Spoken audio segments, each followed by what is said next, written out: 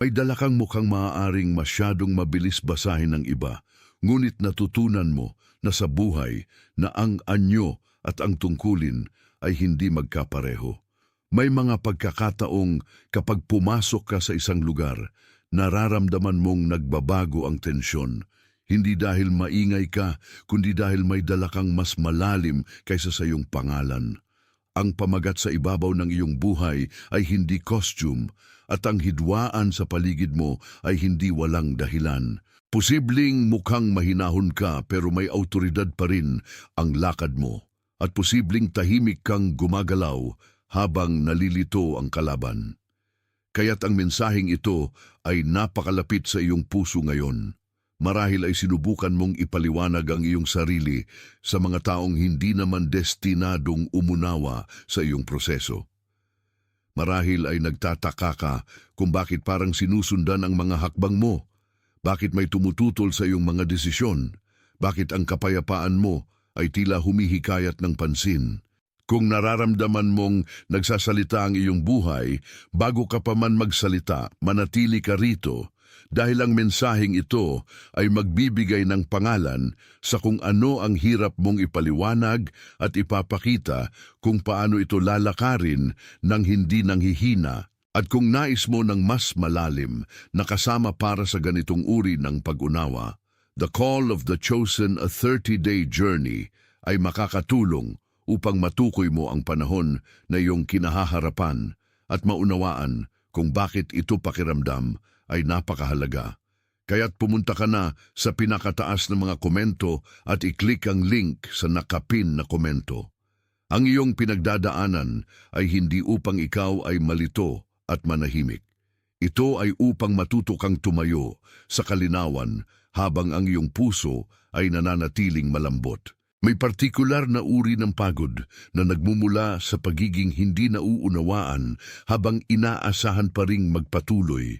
Nagigising ka, sinisimulan ng araw, sumasagot sa mga mensahe, tumutugon sa mga responsibilidad, pero may bahagi sa iyo na alam na ang ibabaw ng iyong rutina ay hindi ang buong kwento.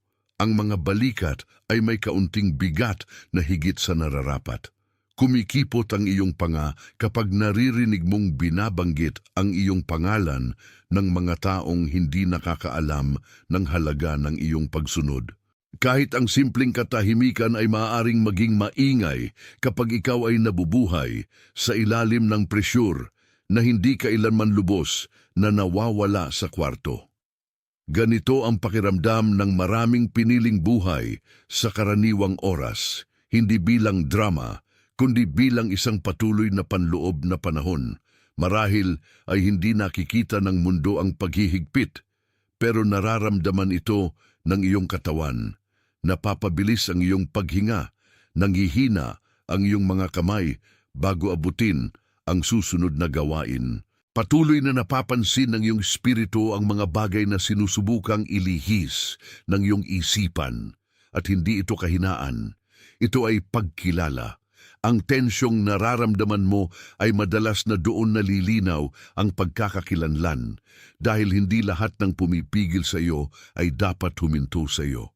Ang ilan sa mga iyon ay nagpapakita lamang kung saan ka nagdadala ng higit sa kinakailangan. Kapag nangyari iyon, ang sagot ay hindi ang maging matigas. Ang sagot ay ang maging mas tapat sa kung ano ang nangyayari sa ilalim ng ibabaw. Ang nagpapahirap sa temang ito ay ang pakiramdam na ito ay parehong ordinaryo at banal. Hindi mo kailangang nakatayo sa isang dramatikong sandali, pero alam ng lahat sa iyo na may linyang iginuguhit. Maaari kang nag-aayos ng damit, nakaupo sa trapiko o tumitingin sa teleponong hindi pa sumasagot, pero nararamdaman mo pa rin na ang iyong buhay ay nasa panahon ng pagsasayaw. May mga araw na pakiramdam mo ay matatag ka, at may mga araw na parang may dala kang mensaheng hindi mo pa natututong basahin. Kaya't mahalaga ang pamagat na ito. Hindi ka nito pinupuri, hinaharap ka nito ng mahinahon. Sinasabi nitong may paraan upang maunawaan ang sinasabi ng iyong buhay nang hindi ito pinalalabis at may paraan upang tumugon ng walang panik. Marahil ay hindi mo kailangan ng higit na presyur. Marahil ay kailangan mo ng mas malinaw na paningin. Marahil ay hindi mo kailangan ng mas malakas na galaw. Marahil ay kailangan mo ng mas totoo na galaw. Ang pangako ng landas na ito ay hindi na mawawala ang lahat ng mahihirap na sandali. Pero maaari mong simulan ang pagkita kung aling presyur ay ingay at alin ang tagubilin. Kapag nangyari iyon, nawawala ng kapangyarihan ng kalituhan at ang iyong susunod na hakbang ay tila hindi na hula kundi pagsunod. Marahil ay napansin mo ito sa mga pinakamaliit na lugar. Ang mensaheng hindi pa binubuksan. Ang kwartong parang masyadong tahimik pagkatapos ng mahirap na pag-uusap. Ang paraan kung paano lumalamig ang kape sa tabi ng notebook na hindi natapos. Ang paraan kung paano ka umuupo upang manalangin at napagtatantuhan mong ang iyong isipan ay 3 hakbang na sa unahan, pinaghahandaan ang mga maaaring mangyaring mali. Ito ang uri ng pang-araw-araw na eksena kung saan nagsisimula ang pag-unawa dahil madalas na nagsasabi ng katotohanan ng iyong buhay bago pa man sumunod ang iyong mga salita. Pansin, kailangan mong maghanda ngayon. Naghanda ako ng eksklusibong material para sa mga nararamdamang inihiwalay para sa mas dakilang layunin, ngunit nabubuhay na napapaligiran ng ingay, mga abala at mental overload.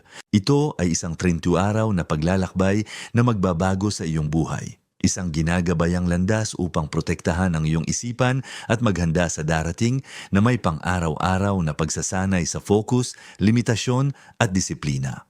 Itigil mo na ang pakikipag-usap sa ingay. Matutunan mong tukuyin ang mga abala bago kanila kontrolin at palakasin ang iyong isipan. Available din sa immersive audio version.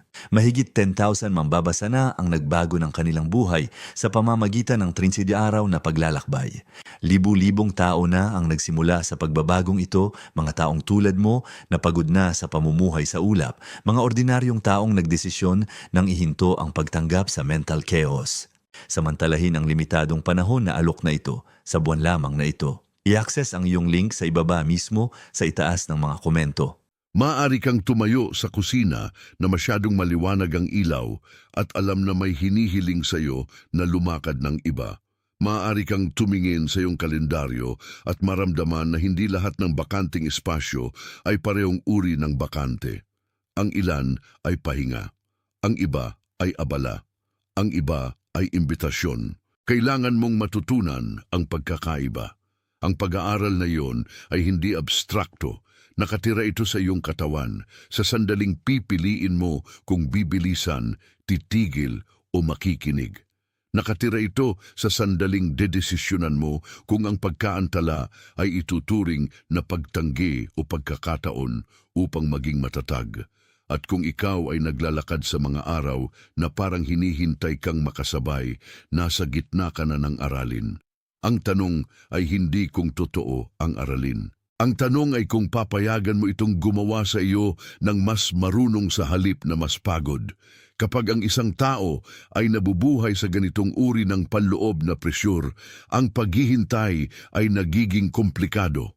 Hindi ka lang naghihintay ng mga sagot. Naghihintay ka para sa iyong sarili na maunawaan ang kahulugan ng paghihintay, kaya't nais kong mag-alok ng isang praktikal na mahawakan. Ang The Call of the Chosen, a 30-day journey, ay para sa tagapakinig na alam na ang katahimikan ay hindi walang laman, pero hindi pa rin makasabi kung ang katahimikan ay humihingi ng pagtitiis, paglaya, pagbuo o bagong simula. Binibigyan nito ng wika ang mga bagay na parang malabo para huminto ka na sa pagtugon sa bawat paghinto na parang ito ay pag-iwan. Maraming mambabasa na pumunta ng nalilito o pagod na sa paghihintay ay nagsabi na ang material ay nakatulong upang mas malinaw na maunawaan ang kanilang panahon, maisaayos ang kanilang mga panalangin at huminto sa pagtingin sa bawat katahimikan bilang pag-iwan. Kung nasa iyan ka ngayon, hindi ka nabibigo, nakatayo ka sa isang threshold na nangangailangan ng kalinawan sa halip na panik. At kapag nagsimula na ang kalinawan, maaari mong itigil ang pagpapagod sa iyong sarili sa pagturing sa bawat saradong pinto bilang hatol. Ang presyur sa paligid mo ay hindi laging katulad ng presyur sa loob mo, at doon kadalasang nakatago ang tunay na hidwaan. Minsan, ang ingay sa labas ay eko lamang ng isang panloob na pangangailangan na hindi pa nabibigyan ng pangalan. Nakikinig ka ng isang opinyon, tapos ng isa pa, ikinukumpara mo ang iyong bilis sa progreso ng iba. Nakikita mong mukhang madali ang isang landas para sa iba at nagtataka kung bakit sa iyo ay parang may layers at mabagal. Ang paghahambing na iyon ay maaring maging parang mistula na nagpapahirap sa iyo na magtiwala sa kung ano ang talagang nasa harap mo. Ang kaaway ng kalinawan ay hindi laging malinaw na pagtutol, minsan ay abala na nakasuot ng maskara ng pagiging produktibo, minsan ay takot na nakasuot ng maskara ng karunungan. Minsan ay ang banayad na paniniwala na kung mabilis ka enough na kumilos, hindi mo kailangang maramdaman ang hindi tiyak. Pero ang hindi tiyak ay hindi katulad ng pagkadiskwalipika. Sa katunayan, maaari itong maging lugar kung saan nililinis ang iyong mga motibo. Ang mahalaga ay kung patuloy ka bang umaabot sa ingay kapag ang kailangan mo ay pag-unawa. Kung ikaw ay naingganyong sukatin ang iyong buhay sa nakikitang momentum ng iba, kailangan mong malaman na ang pagmamadali ay maaaring gumawa sa isang tao ng abala pero blind pa rin. Ang mabagal na galaw na may malinaw na paningin ay madalas na mas ligtas kaysa mabilis na galaw na may nag-aalab na puso. May eko sa Biblia na angkop sa iyong proseso, Jose. Namuhay siya na may mga pangarap bago pa man may paliwanag at dala ang kahulugan sa mga panahon na hindi pa tila katuparan. Hindi siya agad nakatanggap ng pampublikong pagkilala at siyempre hindi siya dumadaan sa buhay ng walang hindi pagkakaunawaan. Pero ang nangyayari sa kanya ay hindi kailanman nasayang, kahit na ang kwarto sa paligid niya ay hindi makapag-interpret nito. Ang iyong buhay ay maaaring ganoon din. Maaari kang nasa isang tahanan, trabaho o panahon kung saan ang mga tao ay nakikita lamang ang kasalukuyang kabanata, habang ang Diyos ay bumubuo ng mas malaking kwento sa ilalim nito. Si Jose ay kailangang manatiling tapat sa mga lugar na hindi agad nagbigay ng visibility. Ganon din ikaw. Hindi ibig sabihin nito na dapat mong i-romanticize ang sakit o tawaging banal ang bawat pagkaantala. Ibig sabihin nito na ang pagkaantala ay maaaring humuhubog sa iyong kakayahang dalhin ang kung ano ang kailangan ng iyong hinaharap. Kapag naunawaan mo iyon, humihinto ka na sa pag-aakala na ang pagiging nakatago ay katulad ng kawalan. Nagsisimula kang magtanong ng mas magagandang tanong. Nagsisimula kang mapansin ang kung ano ang nabubuo sa pribado. At ang pagbabagong iyon ay nagpapabago sa paraan ng iyong pananalangin, pagtatrabaho at paghihintay. Kung iiwasan mo ang senyales, ang pattern ay madalas na nauulit. Ang parehong panloob na pangungulba ay bumabalik sa ibang anyo. Ang parehong pakiramdam na walang katatagan ay sumusunod sa iyo mula sa isang gawain patungo sa susunod. Maaari mong tawaging pagod ito kapag ito ay hindi na prosesong direksyon. Maaari mong tawaging masamang oras ito kapag ito ay isang puso na hindi pa sumasang-ayon na tumugon. Ang pag-uulit ay hindi laging parusa. Minsan ay awa ito ng mensaheng patuloy na bumabalik hanggang sa huli mong marinig ito. Pero kung patuloy kang pumipilit na dumaan sa sinyalis na iyon, maaring mapansin mo na ang iyong atensyon ay nagiging mas manipis, ang iyong kapayapaan ay mas madaling mawala, at ang iyong mga pagpili ay mas reaktibo kaysa matalino. Hindi ito dahil sira ka na at hindi na maayos. Ito ay dahil ang hindi pinakinggang katotohanan ay may bigat. Hindi ito umualis ng mahinahon kapag tinatanggihan. Nananatili ito sa iyong mga iniisip, sa iyong pagtulog, sa paraan mo ng pagsagot sa mga tao, sa paraan mo ng paghawak sa iyong telepono nang hindi binubuksan ang susunod na mensahe. Hindi mo kailangang matakot sa iyan. Kailangan mo lamang ng katapatan na aminin kung kailan ang iyong espiritu ay sumusubukang sabihin sa iyo ng isang bagay na ang iyong schedule ay mas gugustuhing tahimikin. I-type ang 3 sa mga komento bilang simpleng pagpapatunay na pinipili mo ang kalinawan sa halip na kalituhan at pagkatapos ay bumalik sa narasyon. Hindi ito tungkol sa mistikal na pagganap. Ito ay tungkol sa pag-amin na ang threshold ay tunay at nahanda kang kilalanin ito. Kapag ginawa mo yon, nagsisimula kang maramdaman kung gaano kadali ang katotohanan kaysa sa paghuhula. Ang susunod na hakbang ay hindi malayo, pero nangangailangan ito ng atensyon. Ang puso ng issue ay madalas na panloob bago ito maging panlabas.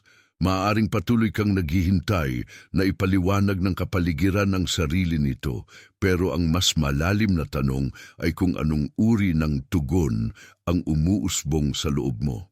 Ang isang tao ay maaaring palibutan ng mga bukas na pinto, pero manatiling nakstuck kung ang takot ay mas malakas kaysa sa karunungan. Ang isang tao ay maaaring may puwang na kumilos pero manatiling nanlalamig kung natuto ng hindi magtiwala sa kapayapaan. Kaya't mahalaga ang panloob na katapatan. Hindi sapat na sabihin na ang buhay ay pakiramdam ay komplikado. Kailangan mong mapansin kung anong bahagi sa iyo ang nagiging maingay kapag ang katahimikan ay dumating. Nagmamadali ka bang punan ng puwang? O overthink mo ba ang dapat simplihin? Tumututol ka ba sa katahimikan dahil ang katahimikan ay maaaring mga ilangan ng desisyon?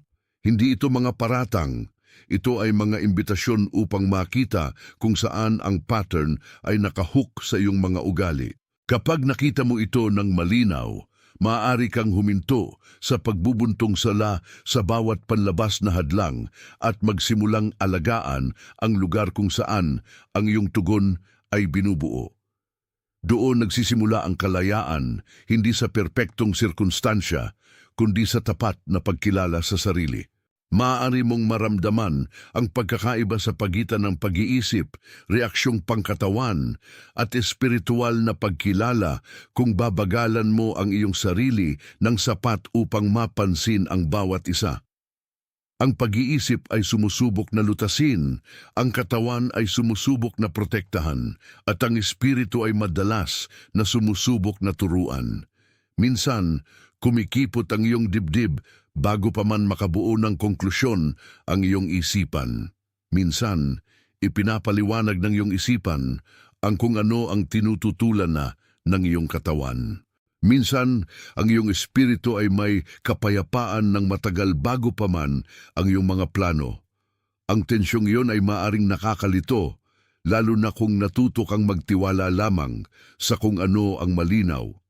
Pero ang buhay ng mga pinili ay madalas na hindi malinaw sa simula. Ito ay nararamdaman bago ipaliwanag. Kaya't kapag ang iyong mga kamay ay nasa ibabaw ng isang desisyon at may bahagi sa iyo na nagsasabi, hindi pa, maaari itong karunungan.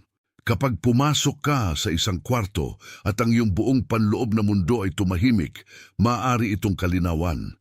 Ang gawain ay hindi maging mapaghihinala sa lahat.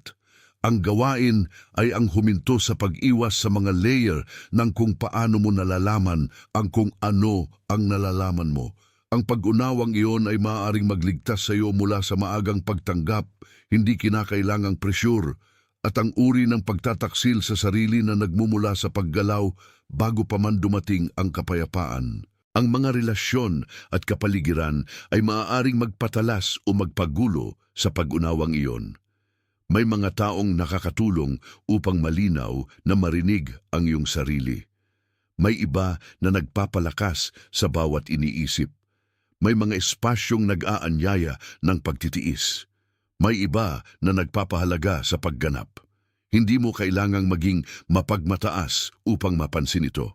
Kailangan mo lamang na maging gising. May mga sandaling ang tahimik na usapan sa isang mapagkakatiwalaang tao ay nagdadala ng higit na kalinawan kaysa sa isang dosenang boses na sumusubukang tukuyin ang iyong hinaharap.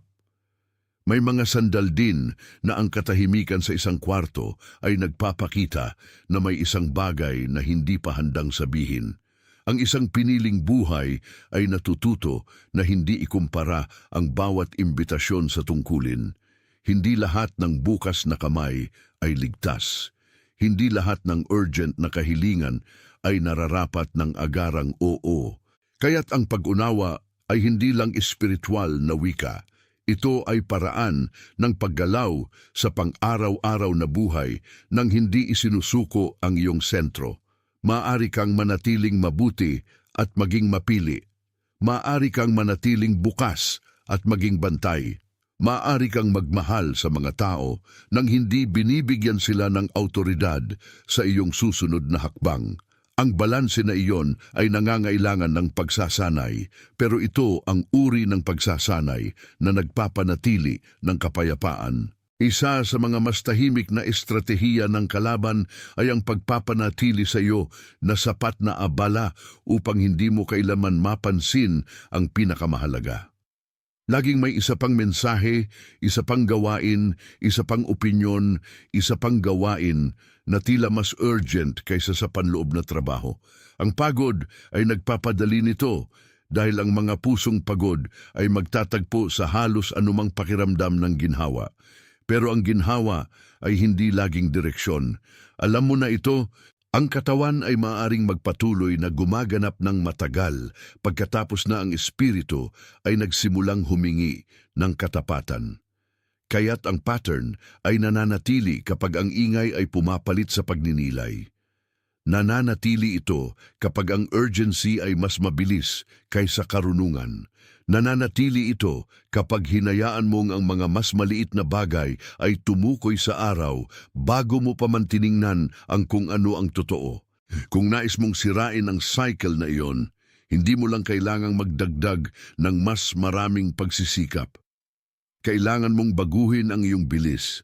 Kailangan mong bigyan ang iyong kaluluwa ng sapat na puwang upang makita ang pagkakaiba sa pagitan ng presyur at layunin.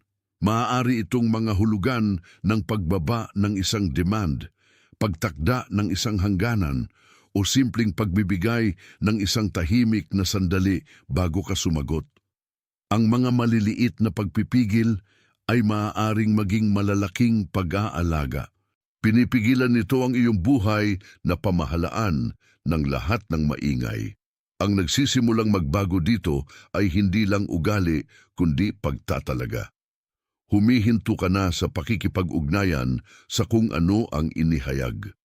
Humihinto ka na sa pagtawag sa kalituhan na normal kapag ito ay senyales na humihingi ng tugon. Humihinto ka na sa pagpapakunwari na ang presyur ay katulad ng gabay. Ito ang turning point kung saan ang pamagat ay nagiging higit pa sa isang parirala at nagsisimulang maging isang posisyon. Ikaw ang nakakakita ng higit sa anyo. Ikaw ang natututo na ang galaw ay mahalaga pero gayon din ang oras. Ikaw ang mga hakbang ay maaaring magkalito sa kung sino ang sumusubok na subaybayan ka dahil ang iyong pagsunod ay hindi na hula-hula sa takot. Hindi ibig sabihin nito na ang bawat pagpili ay pakiramdam na dramatiko. Minsan, ang pinakamatapang na galaw ay simpleng paghinto bago tumugon. Minsan ay pagsasalita ng kaunti at pakikinig ng higit. Minsan ay pagpapatuloy ng hindi ipinapaliwanag ang bawat detalye. Kapag ang panloob na argumento ay nawawalan ng kapangyarihan, ang panlabas na kalituhan ay may mas kaunting materyal na pagtrabahuhan. Ito ang simula ng ibang uri ng lakas, isa na hindi kailangang ipahayag upang maging totoo. Mula rito, isipin ang iyong buhay na parang isang takip na lampara sa isang tahimik na kwarto. Hindi nakatago dahil walang layunin, kundi nakatago dahil ang oras ay mahalaga. Sa ilang panahon, ang kwarto ay maaaring mukhang hindi nagbabago at iyon ay maaaring makapagod sa iyo. Maaari kang magtaka kung bakit ang liwanag na mayroon ay hindi pa pumupuno sa espasyo. Pero ang takip ay hindi katulad ng katapusan. Ito ay paghahanda. Ang lampara ay hindi pinaparusahan ng kadiliman. Ito ay hawakan hanggang sa tamang sandali upang sumikat. Ito ang maaaring pakiramdam ng panahong ito. Ang halaga ay naroroon bago ang visibility. Ang liwanag ay totoo bago mapansin ng kwarto. Ang iyong proseso ay maaaring mukhang ordinaryo sa labas, pero may isang bagay na matatag na nabubuo sa ilalim ng takip. Hinuhugasan mo ang tasa pagkatapos ng mahirap na pag-uusap, umuupo ka sa kotse bago pumasok sa building, humihinga ka bago sumagot, at ang bawat maliliit na sandaling iyon ay nagpapanatili sa apoy na hindi nasayang. Ang takip ay nagtuturo ng pagtitiis. Nagtuturo rin ito ng pagtitiwala. Pinapaisip nito sa iyo na ang pagiging nakita ng masyadong maaga ay hindi laging katulad ng pagiging handa. Sa loob ng lugar na nakatago iyon, ang paghubog ay nangyayari kahit walang nagpapalakpak. Ang lampara ay hindi nangangailangan ng manunood upang maging lampara. Ito ay naghihintay lamang sa hugis na dinisenyo itong hawakan. Sa parehong paraan, maaari kang nagbubuo ng lakas sa pribado na sa kalaunan ay gagawing posible ang mga pampublikong bagay ng walang tensyon. Ang katahimikan sa paligid ng takip na apoy ay hindi kawalan. Ito ay konsentrasyon. Ang wick ay humahawak sa kung ano ang tinanggap. Ang langis ay nananatili kung saan ito nararapat.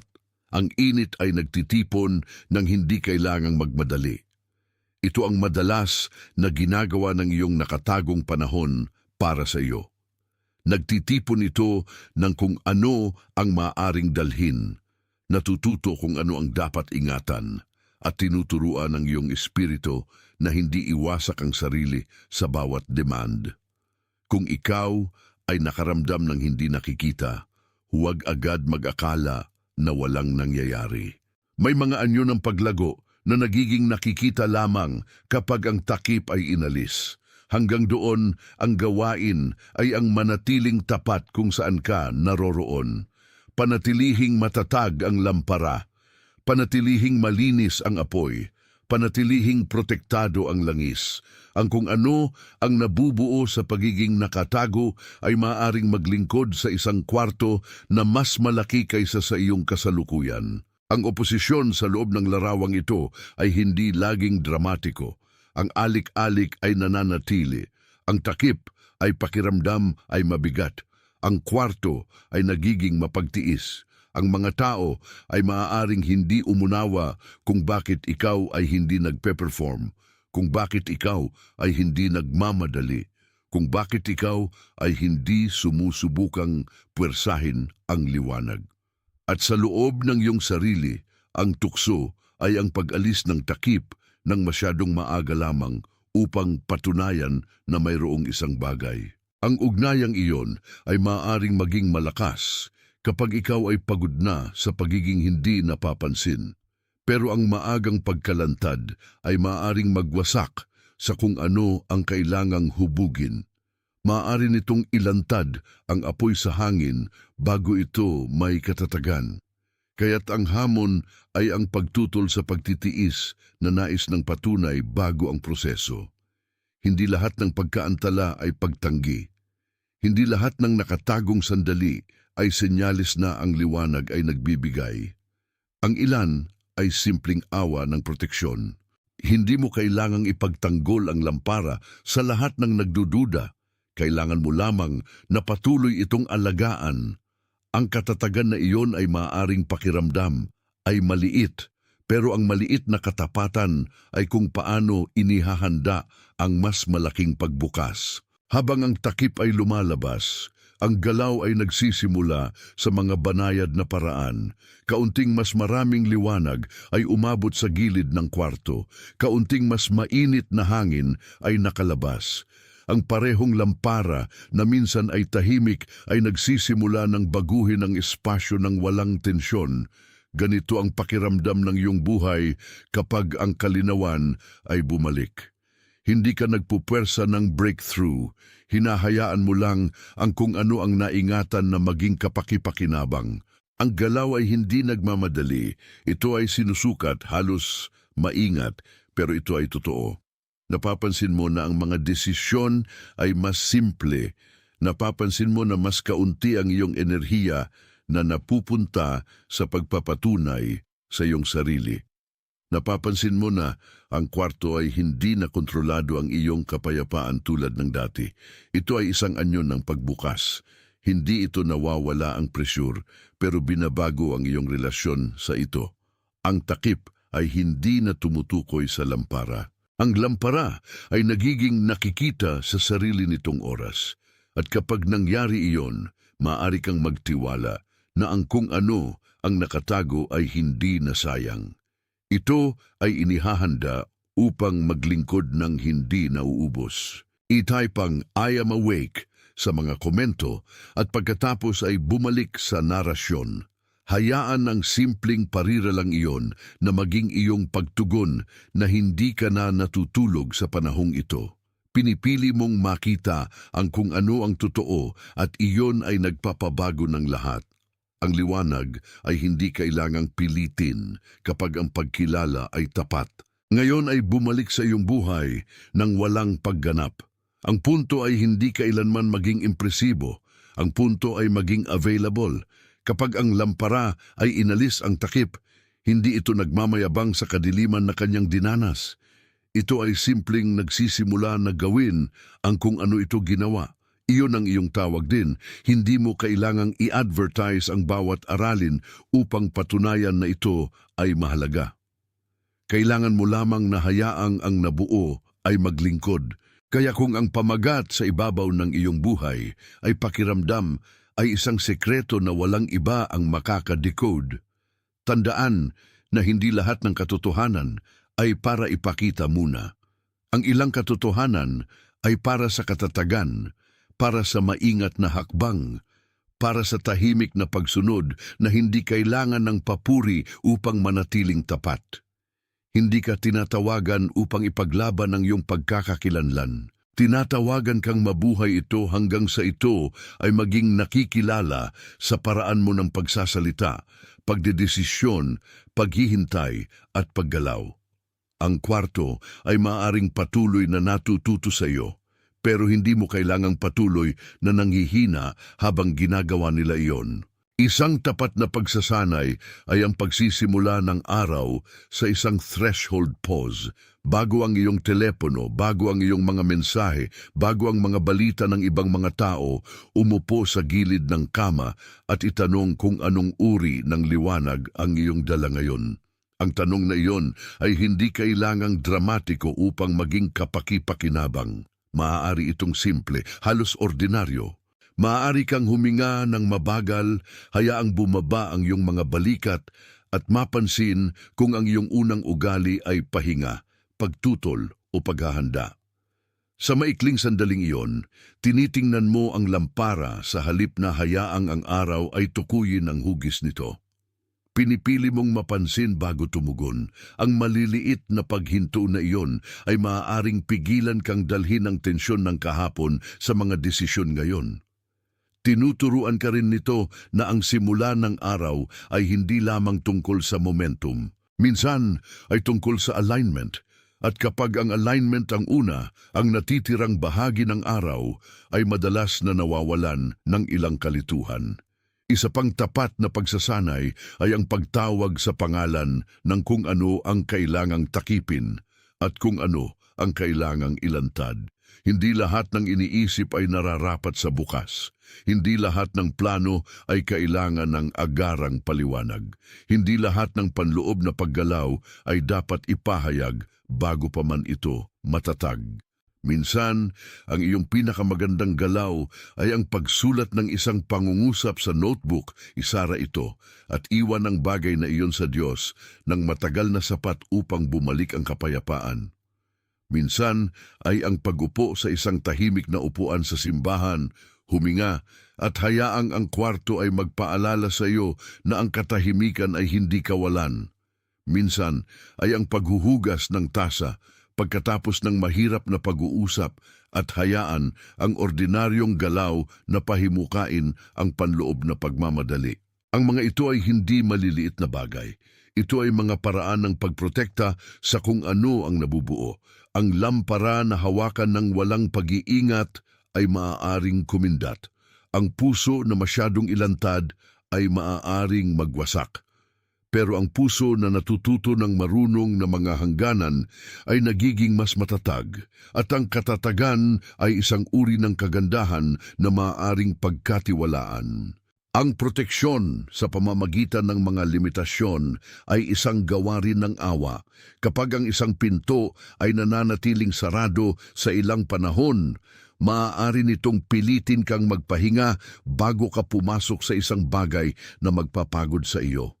Kapag ang tugon ay naantala, maaari nitong bigyan ka ng puwang upang mas malinaw na makita ang kung ano ang sasabihin mo ng masyadong mabilis. Kapag ang ritmo ay nagbabago, maaari nitong turuan ka na ang constant access ay hindi katulad ng pagtawag. Hindi mo kailangang magkaroon ng sama ng loob sa bawat paghinto. Ang ilang paghinto ay mga bantay. Pinipigilan ka nila sa pagpasok sa mga kwarto na hindi mabubuhay ng iyong kapayapaan. Pinipigilan nila ang iyong liwanag na magwasak sa libu-libong maliliit na gawain. Tinuturuan ka nila na ang pagsasabing hindi pa ay maaring mas matalino kaysa sa pagsasabing oo sa ilalim ng presyur. Ito ay hindi takot. Ito ay pag-aalaga. Ito ay pag-aalaga sa kung ano ang ipinagkatiwala sa iyo upang manatiling kapaki-pakinabang, buo at handa kapag ang oras ay tama. Kaya't gumawa ng isang malinaw na desisyon ngayon. Huminto sa pagturing sa iyong kalituhan na parang ito ang iyong pagkakakilanlan. Maaari kang patuloy na nagproseso, maaari kang patuloy na nakikinig, maaari kang patuloy na naghihintay sa susunod na bahagi na maging malinaw. Pero ang kalituhan ay hindi ang pangalan sa ibabaw ng iyong buhay. Ito ay lamang ang panahon na iyong kinatatayuan. Lumakad na may pagkakaiba sa isipang iyon. Pumili ng isang hangganan, pumili ng isang tahimik na sandali, pumili ng isang tapat na sagot sa halip na isang mabilis na tugon. Ang landas ay hindi laging magbubukas ng sabay-sabay, pero madalas itong nagiging mas madaling dadaan kapag huminto ka sa pagpapabaya sa iyong sarili sa presyur. Ang pag-aalaga ay hindi glamorous, pero binabago ito ang paraan mo ng pagdadala ng iyong mga araw. Ginagawa nitong isang nakatagong lampara ang isang nagwawaldas na puso. Isang nakatagong lampara ay nagiging matatag at isang matatag na lampara ay nagiging pinagkukunan ng tahimik na gabay para sa iba. Tulad ng nakatagong lampara, ang iyong buhay ay maaaring mas tahimik kaysa sa iyong inaasahan, pero ang tahimik ay hindi katulad ng kawalan. May mga taong naglalakad ngayon na may parehong malalim na pagkilala, ang parehong maingat na paghihintay, ang parehong pagkatuto na lumakad ng hindi nawawala ang sarili. Ang ilan ay nasa mga kwarto bago sumikat ang araw. Ang ilan ay nakaupo sa mga kotse bago pumasok sa loob. Ang ilan ay tumitingin sa hindi natapos na trabaho at nagtataka kung bakit ang sakit sa loob nila ay pakiramdam ay personal. Hindi lahat ay may parehong kwento, pero sila ay tinuturuan ng parehong uri ng pagtitiis. I-type ang like bilang isang tahimik na amen sa mga komento at pagkatapos ay bumalik sa narasyon. Hayaan itong maging iyong simpleng pagtugon sa kung ano ang matatag at totoo. Hindi mo kailangang pilitin ang kwarto. Kailangan mo lamang na panatilihing may liwanag. At dahil ang liwanag ay nagsimula ng tumahimik sa iyo, isipin ng isang tao na pumunta sa iyong isip habang naririnig ito. Marahil ay mahinahon sila pero pagod Marahil ay tapat pero hindi nauunawaan. Marahil ay patuloy na nagdadala ng isang tahimik na bigat at bihira magsalita tungkol dito. Ibahagi ang mensaheng ito sa taong iyon na mapagkumbaba, may pag-unawa at nangangailangan ng pagganyak upang maaalala nila na ang nakatagong paghubog ay hindi nasayang. Minsan, ang pag-aalaga ay tila pagpapasa ng isang salita sa tamang oras, hindi bilang presyur, kundi bilang pagbibigay. At maaari mong matuklasan na ang pagbibigay ng mensahe ay bahagi ng kung paano ang mensahe ay patuloy na gumagana sa iyo. Ang liwanag ay hindi kailanman dinisenyo upang